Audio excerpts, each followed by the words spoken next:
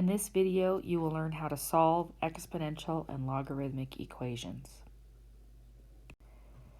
We're going to start with solving exponential equations using the base exponent property.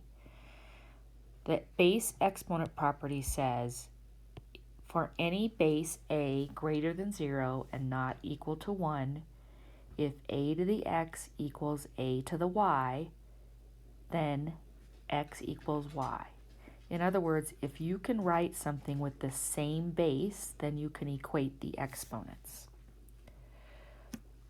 Some examples: 2 to the 5x equals 64. Well, we recognize 64 as 2 to the 6th. So we can write 2 to the 5x equals 2 to the 6th. And then using the base exponent property, 5x is equal to 6, or x is equal to 6/5.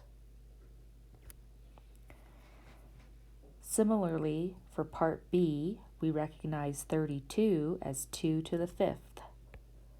So we can write 2 to the 4x minus 1 equals 2 to the 5th. Using the base exponent property, 4x minus 1 is equal to 5, and then solving the linear equation, adding 1, 4x equals 6, dividing by 4, x equals 3/2.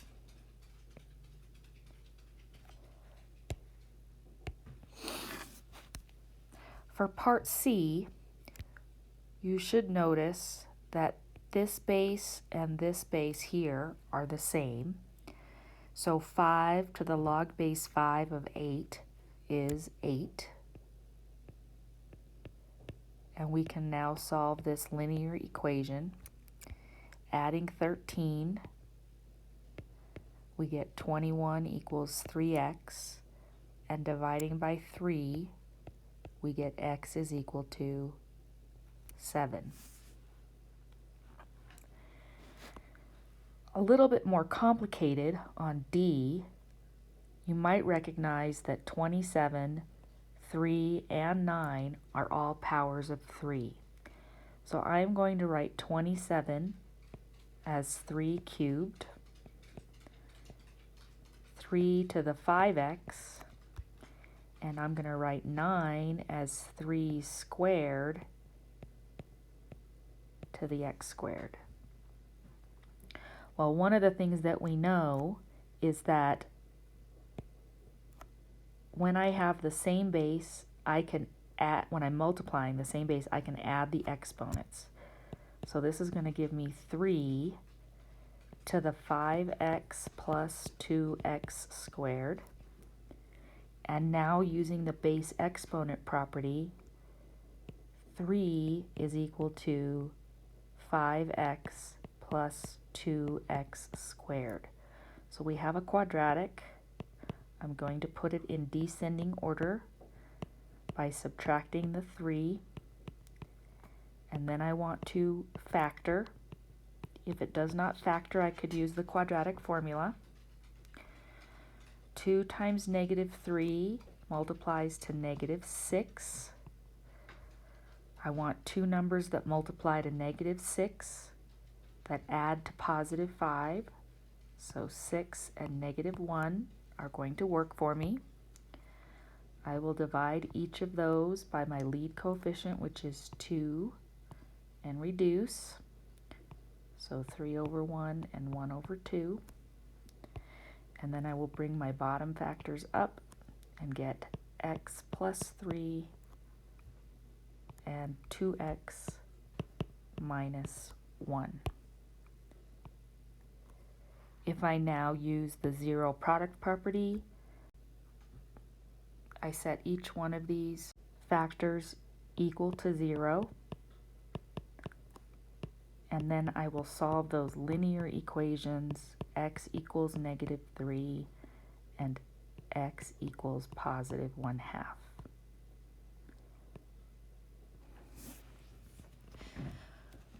We can also use the property of logarithmic equality, which says for any m greater than 0, n greater than 0, and a greater than 0 but not equal to 1, log base a of m equaling the log base a of n, then m is equal to n. So if the log of two numbers is equal, then those numbers must be equal. And this works both ways.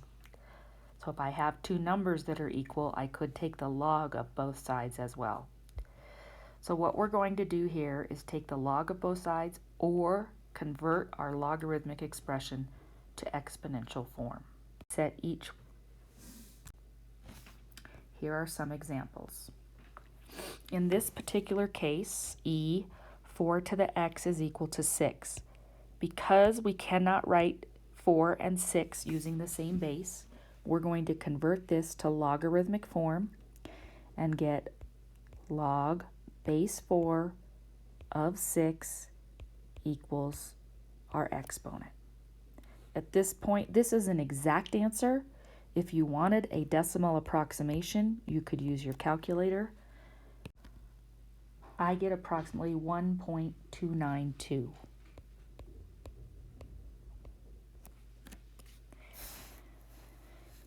In example F, I first want to get my e to the power by itself. I'm going to do that by dividing by 200.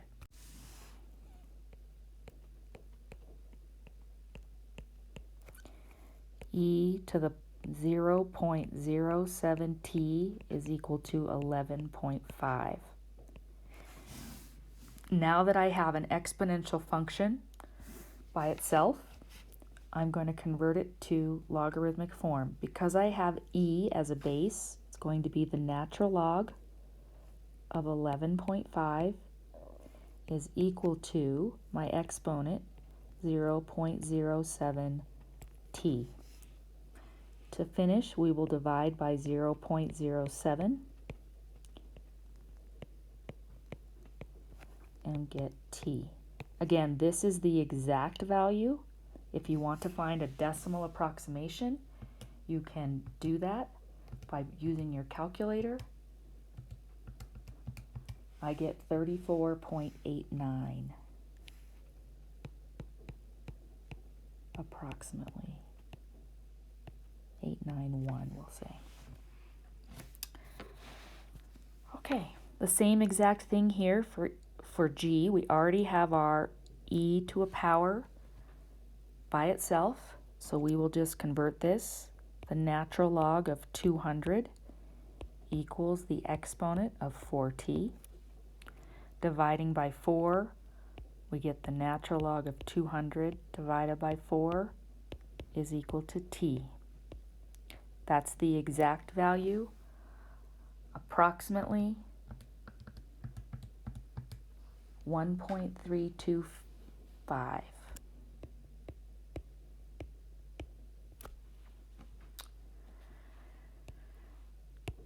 This next one is a little bit different because we have two exponential expressions. So we can approach this two different ways. We can just take the log of both sides. We could use base 10, base e. We could also use base 4 or base 3. I'm going to go ahead and use base 4, and I'm going to take the log of both sides. So I have log base 4 of 4 to the x plus 3 and log base 4 of 3 to the negative x. Now my reason for doing that is this expression here is now just x plus 3. On the right hand side, I can move this x down and get negative x times the log base 4 of 3. I'm going to subtract this x now and have 3 equals minus x log base 4 of 3 minus x. If I now factor this x out, I will get 3 is equal to x times negative log base 4 of 3 minus 1. Now I just have the 1x, and I can divide to solve for x. Minus log base 4 of 3 minus 1 is equal to x. Again, this is an exact value. You could rewrite it if you wanted as the negative of 3 over log base 4 of 3 plus 1. Or you could get an approximation. This is approximately negative 1.674. Okay, now let's focus on logarithmic equations. So here we're going to start with an expression in logarithmic form, and we actually want to convert to exponential form. So there's actually one other thing that we need to make sure that we understand, is that when we're solving a logarithmic equation, we must check our answers. And we do that because we know that we cannot take the log of 0 or a negative number. And so we will need to check and make sure that that's not the case. And if it does happen, then we'll have to get rid of that particular answer. So here we go. We have log base 5 of x equals negative 2. So if I convert that to exponential form, it'll be 5 to the negative 2 equals x. That's 1 over 5 squared, or 1/25. If I check my answer, I get log base 5 of 1/25. And because this is not 0 or a negative, I should be fine. We'll do the same thing here for part B. We'll just convert this logarithmic expression to exponential. 2 to the 5th equals 10 plus 3x. 2 to the 5th is 32. Subtracting 10, we get 22 equals 3x, and x is 22 thirds. We should check our values. Log base 2 of 10 plus 3 times 22 thirds equals 5. So this will be log base 2 of 32 equals 5, and that does also check.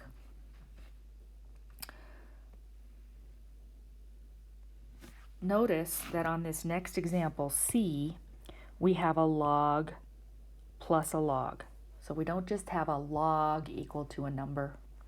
So we're going to have to use our properties of logs to condense the left-hand side first. Because this is a plus, when we condense it, we will get multiplication. So x times x plus 3 equals 1. Then when I convert, our base is 10, so we get 10 to the first, or just 10, equals x squared plus 3x. X squared plus 3x minus 10 is equal to 0. This actually factors as x plus 5 and x minus 2. And so we get x equals negative 5 and x equals 2. We have to check our answers. Here, if I try to do the log of negative 5, I run into problems. Can't take the log of a negative number, so I'm going to toss that answer. And if I check the other one, log 2 plus log 5 equals 1, I should be fine.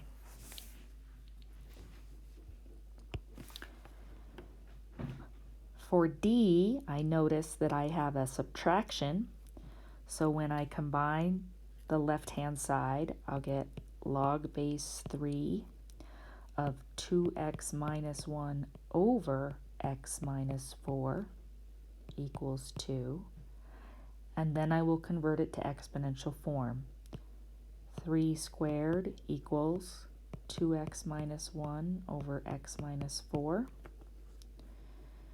This, of course, is 9.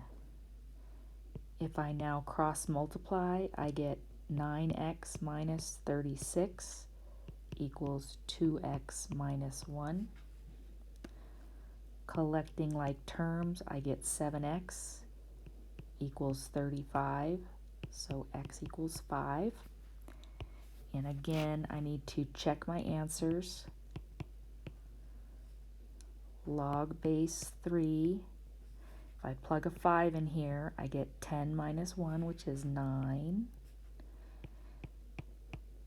And then if I plug a 5 in here, 5 minus 4 is 1.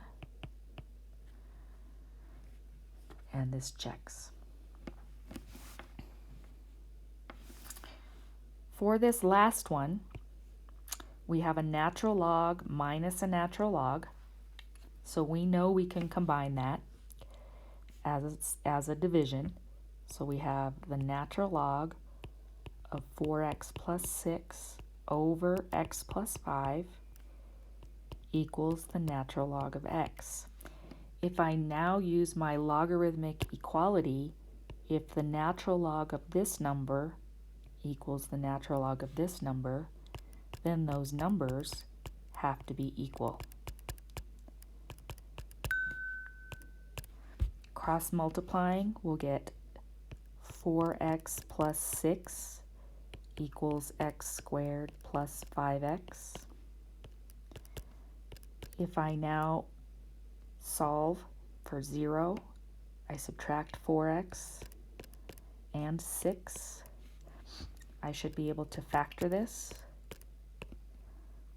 X plus 3 and x minus 2. And we get x equals negative 3 and x equals 2. We do need to check our answers.